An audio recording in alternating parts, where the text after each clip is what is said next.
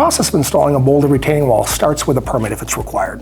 So normally we would if any wall that's over 4 feet in height generally requires a permit, and that's not the only requirement. That's important to know that.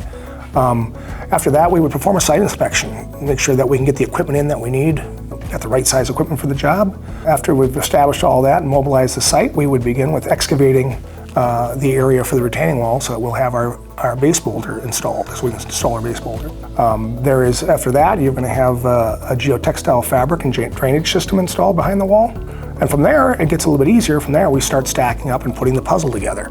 This is where a lot of the expertise of the operator comes into play. So the more experienced operator, the more beautiful and strong retaining wall you're going to end up with. After it's done, we finish the backfilling and compact as we go. And when we're all said and done, you've got a beautiful, long-lasting, properly installed retaining wall.